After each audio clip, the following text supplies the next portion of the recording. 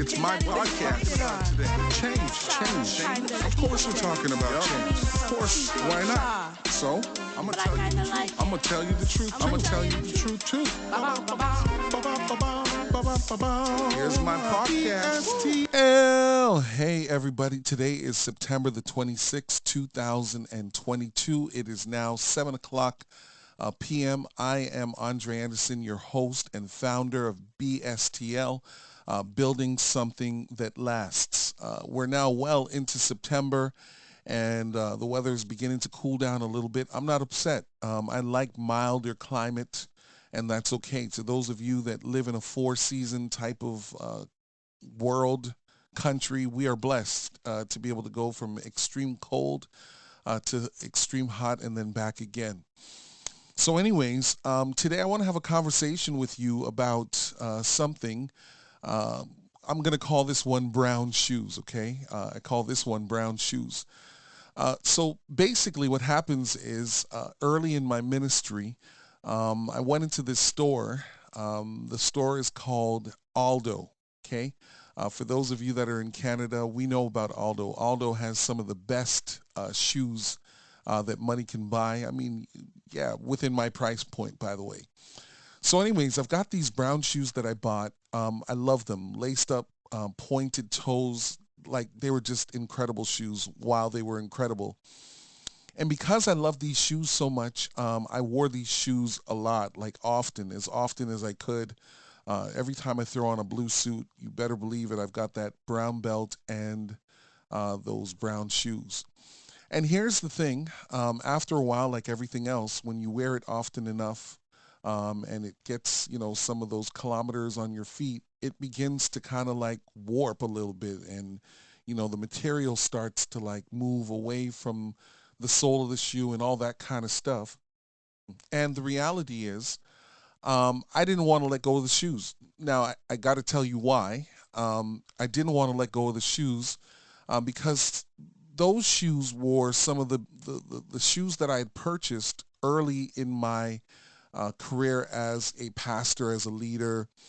And I just felt like if I threw away the shoes, I would be almost neglecting who I am. And, these shoes were intended to becoming a metaphor for the need to never forget where you were coming from and to also remind you of your humble beginnings and so on and so forth. Sometimes as leaders, we create an entire narrative to justify why it is that at times we're not willing to move forward and let go of the past. So these brown shoes, they really become like the metaphor for what happens when you don't leave the past behind. And maybe let me explain it to you more. When you are a young leader coming up, there's this unspoken culture that you've got to take your hits. You got to take your initiation. When I was in high school, when I got to grade 9, those that know me, they know that I was not shy and I was not going to back down from anything or anybody. And at times it did get me in a little bit of trouble because there were individuals who were older than I was, and some might argue that I wasn't aware of who I was, and I should have been a little bit more patient or slow when moving into this high school experience. And so, when I get to high school, because I play basketball and some of these other things, I almost felt like I'd arrived until one day in September, just like now. I was in the hallway and I said some stuff to some older students and they were like, yo, you are not old enough to have this kind of voice in the main hallway. Oh, and I took some initiation. I will never, I will never forget that day. And I'm not, mad at it. It was like a rite of passage in those days until, schools got a little bit more serious and they were like, you cannot be doing this to younger classmen and class women, whatever.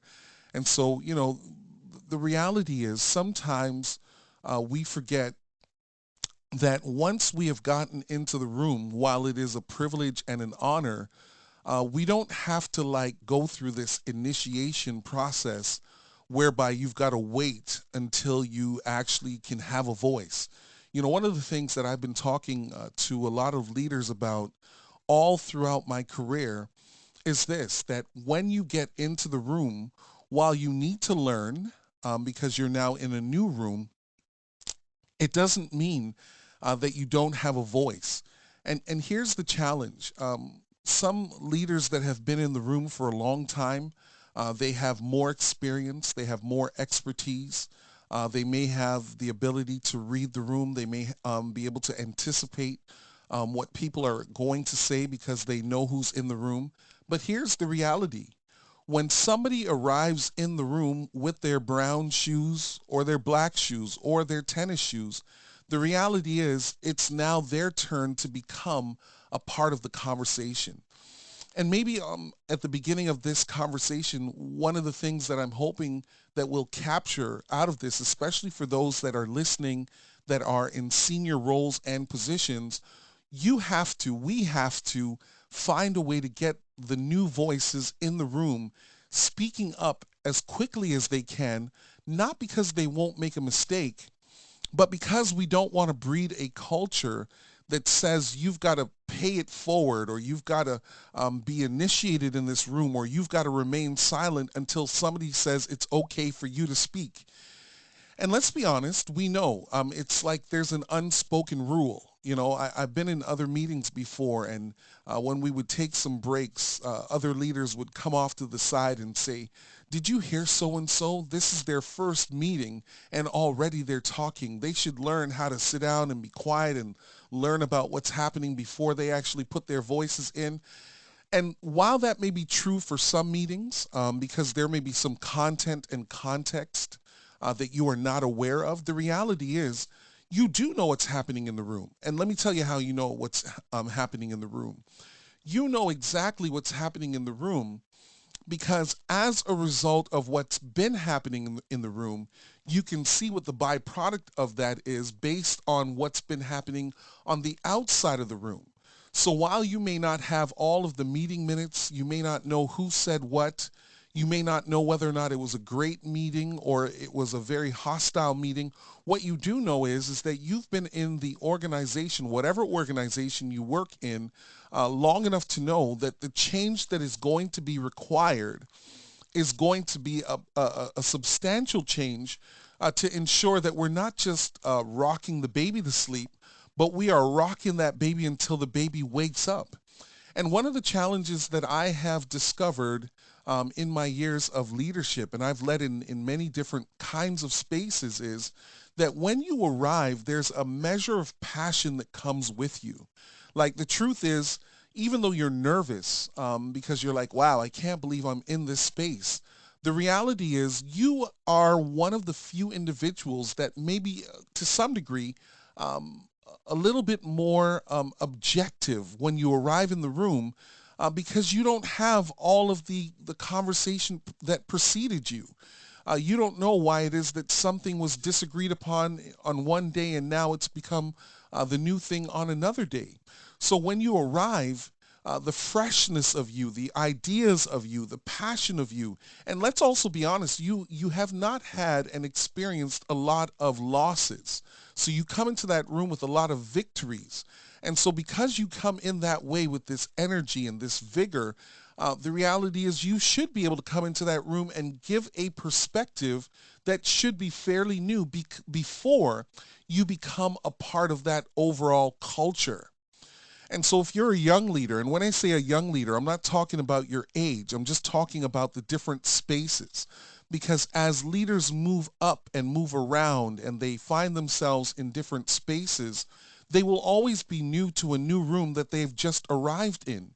You've got to make sure that you don't remain silent for too long to the point where you lose your objectivity, where you lose the ability to see what is happening or not happening because you're so concerned with whether or not people will see you the wrong kind of way. Now, let me just say this as well. To those that are in the room, you've got to create space in the room for the new person in the room. And if you are wise, or if we are wise, we would want to ask those individuals that are in the room that you can tell have a burden to do something, but they're afraid. You've got to call them out by name. You've got to say, hey, Andre, what are your thoughts on this? Andre, what do you think about this? And by doing so, what you're actually doing in that space is you're letting the world know, or you're letting the room know, that even though so-and-so may not have as much experience, they may not have had as many victories as you have, or even losses, you want to create an environment where what you're saying to everyone in that space is every single point is valid. And again, by doing this as a leader, what you're also doing is you're creating an environment that says every single tool is useful right away. And I know, having worked on construction, some of the older tools, they have become worn and torn, and they work better the longer that they're in that space. But there are also some new tools that are out on the market that may not have been created 20 or 30 years ago, but now that they're out there, people are like, oh, wow, that's a really good tool, and we should probably use that tool, because that tool is going to get the job done, maybe not in the same kind of way, but getting the job done nonetheless. So one of the things that I've often tried to do, especially when I walk into a space where I may be leading in that space and there are new individuals that are in that space, I want to hear from them a lot in that meeting, the first go around, because I want to hear what they have to say without any biases. I want to hear what they have to say before the influencers in that space may intimidate them. And let me also say this. This intimidation that I'm talking about, it's not that it is done by design or by intention, but let's be honest. If you are new into that room and you are in your 20s and 30s, and somebody that is in their 50s or 60s, they are talking, that person probably has a mothering type of status to you, or a parenting, fatherly type of status to you.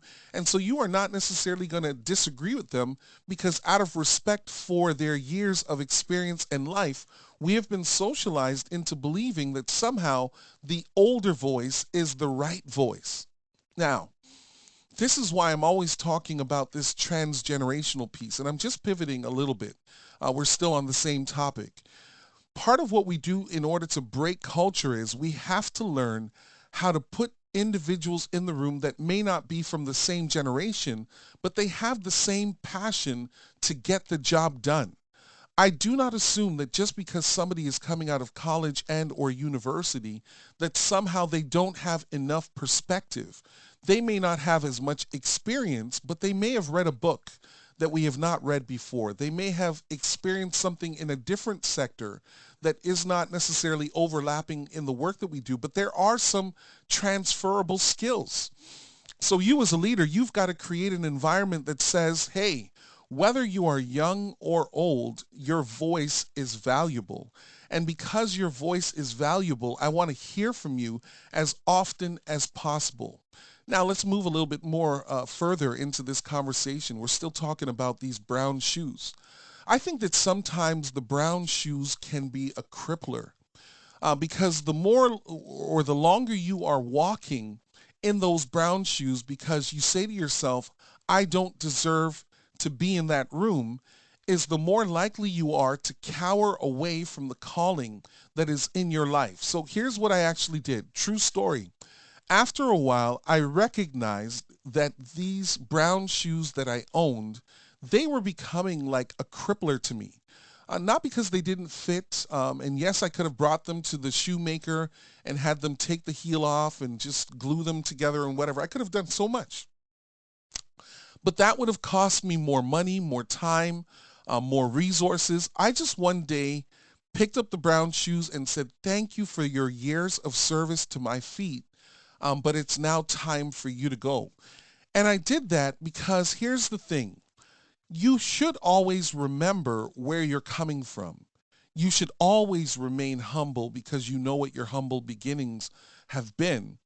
But when you spend so much time thinking about where you're coming from and how undeserving you are of the blessings and the privileges that you have been given, probably by God, you no longer are successful in the same kind of way because now you're so focused on, wow, I can't believe I'm here, that you don't make the best of the opportunity while you're actually in the room.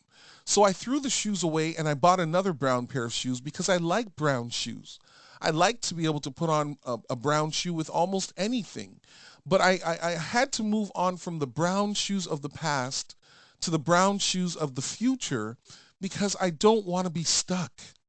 As a leader, I don't want to be so focused on why it is that I'm in the room or why it is that I deserve to be in the room that I'm no longer thinking about what my contribution will be in the room now. And I hope you're hearing me on this one, because none of us really deserve 99% of the blessings that have been bestowed on us. But if you have been blessed and you can see that while you may not be the brightest or the best, or maybe you are the brightest and or you are the best, whatever your walk of life comes from, once you're in the room, you're not going to be in the room forever. You're going to be in the room for a certain season, and some people have long seasons. You know, when I think about LeBron James, I mean, this guy's incredible. He's just built differently. This guy's been in the league for a long time, long enough now that he's got kids that are on the cusp of going into college and perhaps going into the NBA, and that's how long he's been in there. But here's the thing.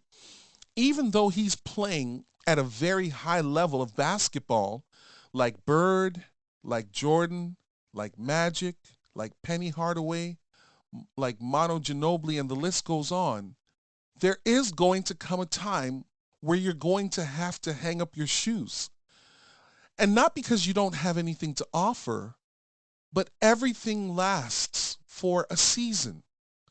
So maybe part of what I'm saying is that you don't want to get so stuck on where you're coming from that you don't become what you need to be right now, which may actually dwarf your ability to be your best in your present season. All right, let me just say this a different way. No matter what you do, you're always going to be not as smart as somebody else in the room. And I recently saw a quote, I can't remember where I saw it, but definitely it's not from me, but it's a great quote nonetheless. Somebody said that if you are the smartest person in the room every time you go into the room, then you're not in the right room.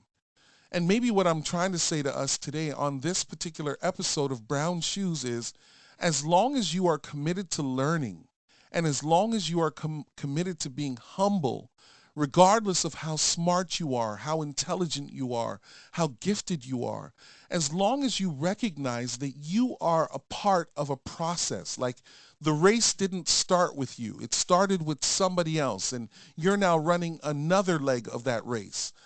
The reality is, what you will find after a while is you're going to give your best in the present, hoping to make enough of a difference for those that will come behind you or in front of you in the future. And if you don't get stuck on where you're coming from and how much you've had to overcome, then you'll realize that perhaps if you were born in a different space with more privilege, you might have been able to do a whole lot more, but that's not your story. Oh, I want to see more success stories of individuals who have come from the mountain and built a new mountain, and people who have come from the valley and they've built a mountain. Like, the thing is, there is no one way to create success. Success has different faces. It's multifaceted.